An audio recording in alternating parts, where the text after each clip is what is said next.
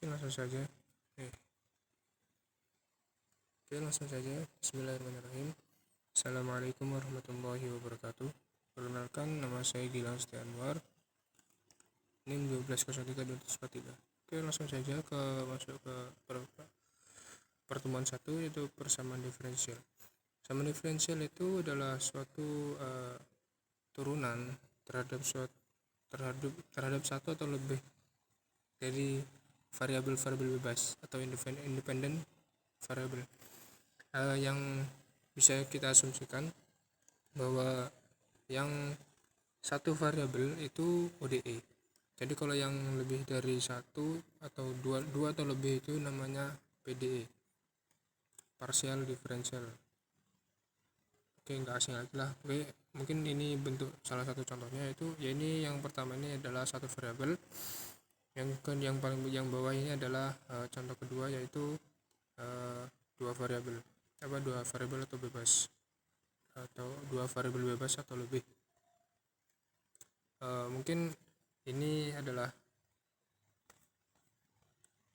berikut ini contoh ini program yang sering kita gunakan: import numpy, scipy, simpy, matplotlib. Itu sering sekali, pokoknya itu wajib yang kita pahami. Oke, mungkin langsung saja ke contoh lah. Ini kita ambil dari kasus penurunan penduduk, yaitu kita katakan konstantanya, kita miliki konstantanya k-nya sama dengan 0,3, y 0 sama dengan 0,5. Ini adalah persamaan. Langsung saja, ini adalah kita import dulu library-nya yang kita gunakan apa gitu. Oke, library. Nah, ini yang kita gunakan apa? Nah, kita import dulu. Yang di sini kita gunakan import numpy, scipy, integrat. Nah, di sini setelah diimport langsung kita definisikan. Ini adalah tadi konstantanya. Nah, sampai sini konstanta. Langsung kita plotkan untuk menampilkan diagram yang kita harapkan. Nah, seperti inilah. Ini untuk judulnya PLT, title, yang kalau untuk X label X nya itu kita pakai waktu, kita namakan waktu. Untuk Y label di Y itu kita gunakan jumlah penduduk. Langsung kita tampilkan pakai PLT show. Lanjut ke, nah ya beginilah tampilannya. Untuk contoh yang kedua, ini kita gunakan sama penurunan penduduk. Di sini dikasih variasi konstantanya nilai segitu. Nah, sama seperti tadi, kita import dulu library-nya, langsung kita definisikan fungsinya tadi, konstantanya, langsung kita plotkan. Nah, ini untuk untuk membedakan bisa kita tulis seperti ini. RGB ini warnanya red, green, blue. Nah, untuk yang red ini kita gunakan pakai strip 1. Ini garis lurus gitu loh, lurus seperti ini. Yang terus yang untuk green, yang warna green itu kita gunakan putus-putus. Dan untuk yang blue kita gunakan titik-titik. Dengan bisa gunakan kita dengan ini tanda titik 2. Oke, langsung ya seperti inilah kurang lebih gambarannya. Dalam persamaan diferensial juga terdapat homogen dan non-homogen. Ini bisa kita gunakan library-nya seperti ini. Kita ini bisa ketik homogen gitu, ntar otomatis keluar seperti ini. Nah, kita bisa cari contoh-contohnya di situ. Contoh-contoh dalam sini banyak. Ini seperti ini untuk pengecekan homogen. Apakah is known, ternyata true. Oke, langsung ke pertemuan ketiga. Pertemuan 3 itu power series atau deret pangkat. Deret pangkat ini bisa disebut dengan konstanta.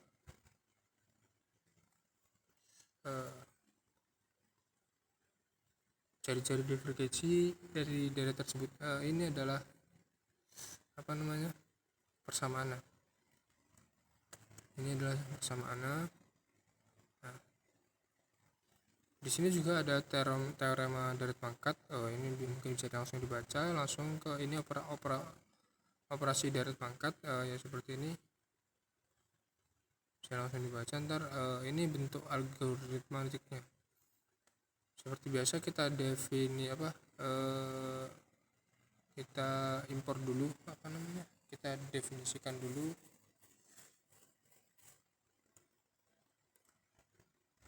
langsung ke untuk function. Nah, seperti ini langsung kita di run aja nggak apa-apa, langsung akan tampil seperti ini.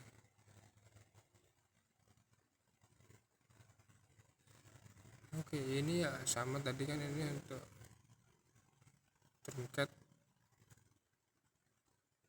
Di sini juga ada special function model. Di sini ada bezel.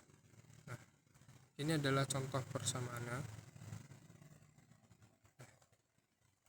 Jadi di sini kita gunakan ini untuk membuat grafik yang seperti ini.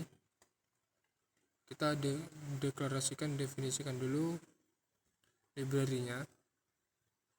Seperti ini kita gunakan var x np. Nah, di sini untuk langsung ke differential bezel return. Nah, ini langsung ke sini. Ini untuk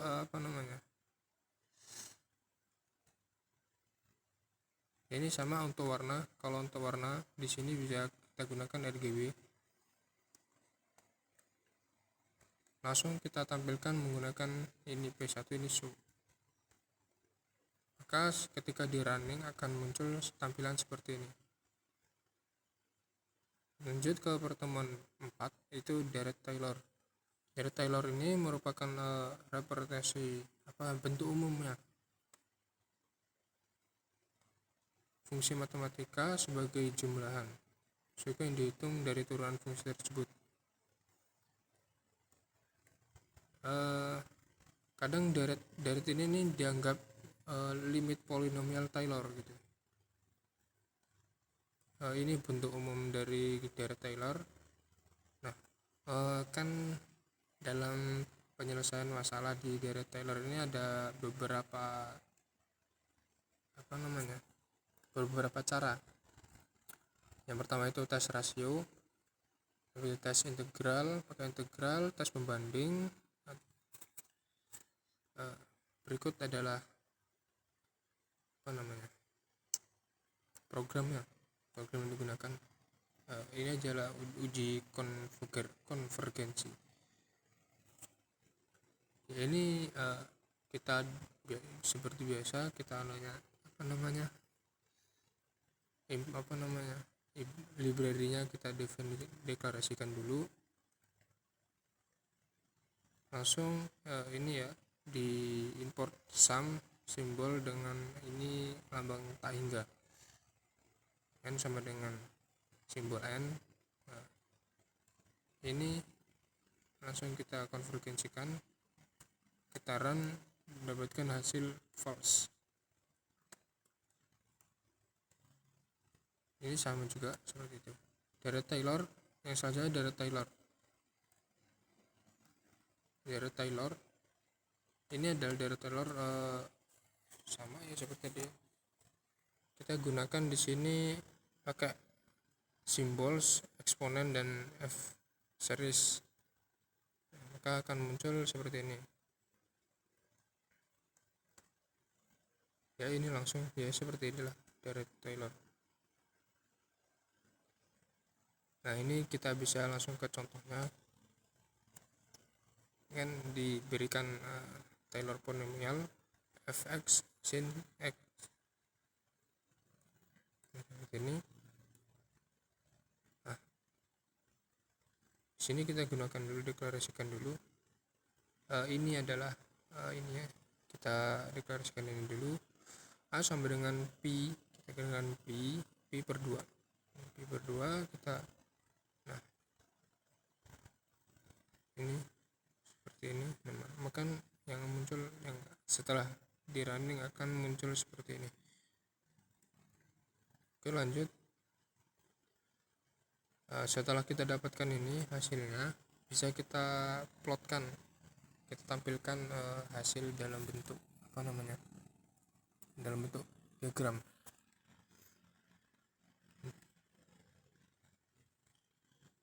Nah, ya seperti ini untuk pewarnaan, untuk lebih menarik dan lebih jelasnya lagi, untuk membedakan antara label mana T, F, apa X, entah itu membedakan sumbunya kan bisa juga. Oke, langsung ke pertemuan kelima, yaitu deret Laurent. Deret Laurent itu adalah bentuk umum dari deret Taylor. Ya, seperti inilah definisinya. Bisa lanjut saja. Ini adalah daerah konvergensinya. Jadi konvergensi deret Taylor seperti ini, dan daerah konvergensi deret Laurent seperti ini. Oke, apa namanya ini, basic series expansion. Basic ini dicapai untuk membuat pembungkus sekitar basic series. Ini memungkinkan pengguna deret cos XX yang mungkin lebih intensif. Yes.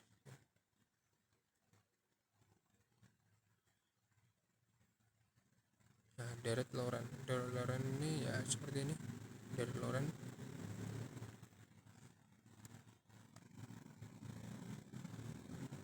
Ini contohnya deret Laurent.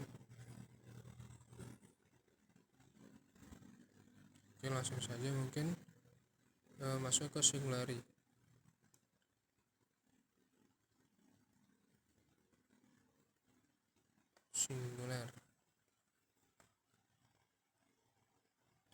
Seperti biasa dideklarasikan dulu, series ini diakselerasikan. Nah, setelah di running maka akan tampil seperti ini. Ini kita sudah didapatkan kan sigma n k sampai dengan 1 min 1 k pangkat k plus 1 per k. Nah, ini bisa kita print, bisa kita cari. Nah, ini hasilnya ya seperti ini. Kita pakai do it sama eval ini 10 100. Nah, untuk pemeriksanya di sini ya seperti ini tadi. Ini lama tangga import s interval tangga ke decreasing, kita gunakan decreasing interval. Nah, seperti ini kita dapatkan true. Masuk ke residu deret. Ini apa ya, seperti biasa sih, ini kita form simply import, kita deklarasikan dulu library-nya. Kita ini menggunakan residu sin. Ya, ini fungsinya kita dapatkan dari fungsi ini. Inilah program dari Python ini untuk memudahkan si pengguna untuk dalam perhitungan seperti ini. Jadi tinggal kita intinya paham dengan kode pemrograman. Kode pemrograman bisa dicari di situs-situs resmi, banyak di SymPy dan lain-lain. Ya, ini seperti ini contohnya untuk mempermudah. Masuk ke pertemuan 6. Ini WordScan dan fase plan. Untuk yang pertama itu WordScan. WordScan itu adalah alat sederhana untuk digunakan untuk mengetahui informasi singkat yang singkat mengenai solusi persamaan diferensial untuk meningkat, untuk mempermudah gitu, jadi disingkat. ini adalah bentuk matriksnya, bentuk matriks. Nah, berikut langsung aja ke kode pemrograman. Kita gunakan di sini SymPy, form SymPy dengan SkyPy, import Linux. Nah, di sini digunakan var sampai dengan x ini untuk simbolnya adalah x. Nah, ini adalah ya gini, ini bisa kita itu nanti dia otomatis akan muncul sendiri.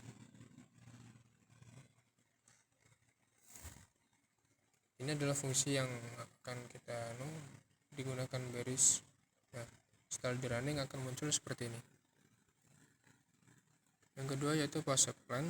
Fase plan itu bertujuan untuk menggambarkan simulasi sistem persamaan diferensial dengan bidang fase plan gitu, serta medan gradiennya. Yang sering digunakan berikut persamaan umum dari fase plan. Di sini ada dua bagian, yaitu ada beberapa bagian air rate seperti ini.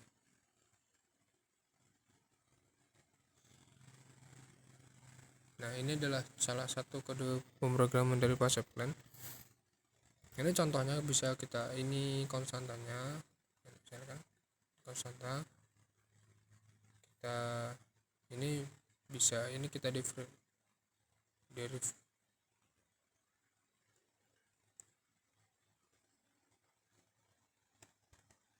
Nah, ini setelah kita konstantanya kita deklarasi library-nya udah kita import, udah kita running, udah kita deklarasikan, kita simulasikan dengan untuk kita tampilkan dalam bentuk diagram ya, sama seperti yang sebelumnya tadi, maka akan muncul seperti ini, plot. Kita gunakan plot proses simulasi.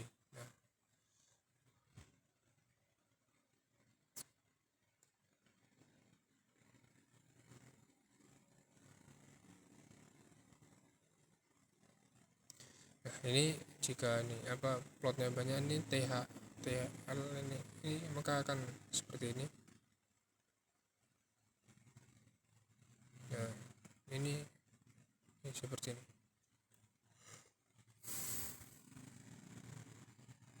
Nah, untuk masuk ke pertemuan 7 itu analisis kompleks. Masuk ke analisis kompleks yaitu kasus analisis itu dua himpunan bilangan berkaitan dengan dua himpunan bilangan, yaitu real dan imaginer.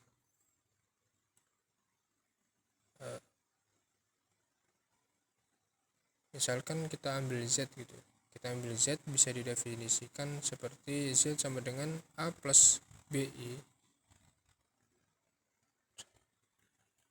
A, B dengan real, irisan real, serta himpunannya bisa didefinisikan seperti gambar seperti ini. Modelnya itu ada model medan elektrostatik. Ini contohnya kita gunakan ya seperti ini. Kita fungsi data dan fungsinya kita masukkan, kita deklarasikan, langsung kita plotkan untuk menampilkan ya, maka akan muncul tampilan seperti ini.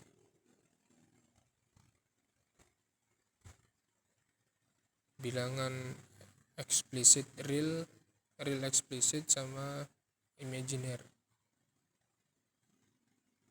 Nah, di sini juga ada yang kedua, yaitu model distribusi panas. Nah, di sini untuk mendeteksi bisa juga membaca panas juga bisa. sini menggunakan library yang digunakan import numpy dengan matplotlib. Nah, ini di sini menggunakan script np dan script linspace ya, seperti ini tampilannya. Kita plotkan ini untuk grid ya, data fungsi tadi ini sampai sini. Langsung ini untuk plot untuk menampilkan hasilnya seperti ini. Kita langsung ke ini model aliran fluida. Ini model aliran fluida ini ya seperti ini, dia bentuk aliran fluida. Oke, langsung saja ya, kurang lebih seperti ini. Oke, langsung ke pertemuan ke-9 yaitu transformasi Laplace. Ya, transformasi Laplace itu fungsi, misalnya kan ada fungsi f dalam kurung t gitu, dia definisikan nilai t itu real dengan t lebih dari sama dengan 0 adalah fungsi fs. Nah, itu bisa kita fungsi fs ya, ini seperti ini fungsi fs.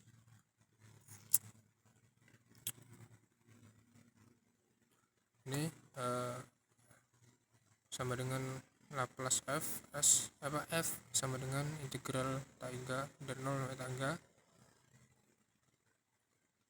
Ini e sama dengan pangkat min st ft dan f dt seperti ini. Nah, ini maka akan muncul seperti ini nih. Misalkan kita berikan ini untuk ya seperti tadi import library.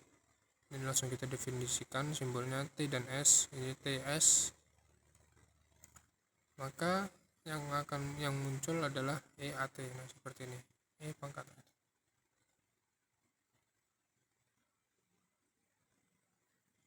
E dikali T, nah ini E dikali A dikali T. Kita transformasikan, jadi transformasi itu jadi yang dari tadi persamaannya dia ft, maka akan berubah menjadi fs. Nah, seperti ini.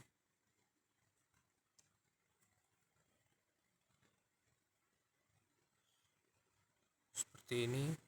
Nah, dari ft kita ubah menjadi fs. Nah, ini maka ini kan ini f nya kecil nih. Nah, ini f nya gede.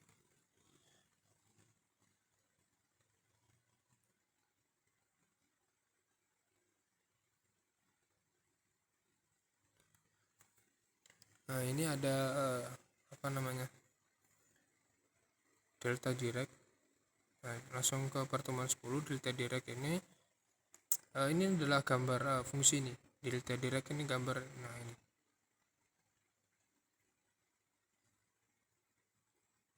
ini adalah propertinya, fungsi properti fungsinya. Contohnya seperti itu, seperti gambar ini. Ini untuk mendeklarasikan, kita deklarasikan dulu di sini menggunakan simply import Dirac delta Dirac delta. Nah, kita Dirac delta kan ini 5, maka hasilnya akan 0. Nah, ini min 5 dikali x, maka yang munculkan delta Dirac simbol ini dan 5x. Ini juga bisa dibuktikan dengan perhitungan manual. Di sini ada konvolusi. Tadi delta Dirac langsung ke konvolusi. Ini ada form simply. Ya, ini seperti tadi sama. Kita gunakan simbolnya t dan s. Sini. Maka f-nya kita dapat kita berikan 1/s, maka ini berhasil dijalankan. Nah, kita inversekan transformasi Laplace, maka hasilnya adalah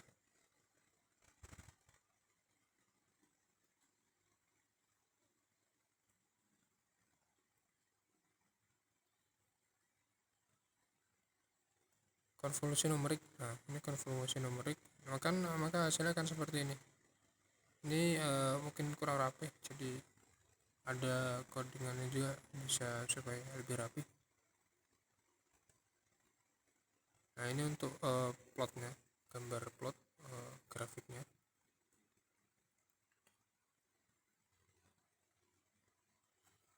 Nah, ini seperti ini. Ini untuk konvolusi, plot konvolusi seperti ini. Sesuai dengan hasil perhitungan. Nah, ini konvolusi pada kasus sinyal ya, seperti ini. Kita gunakan matriks X 1 dan matriks 2. Maka akan muncul tampilan konvol. Kita konvolusi X1 dan X2, maka array 1, 2 ya, ini seperti ini perhitungan matriks. Masuk ke pertemuan 11, yaitu tabel transformasi Laplace. Ya, seperti ini transformasi, kurang lebih ya seperti ini.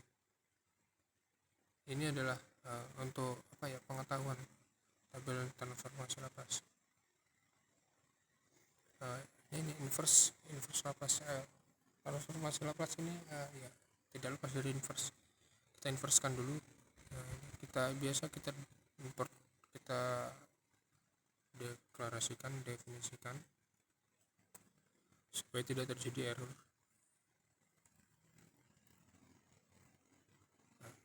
Ya, seperti ini menggunakan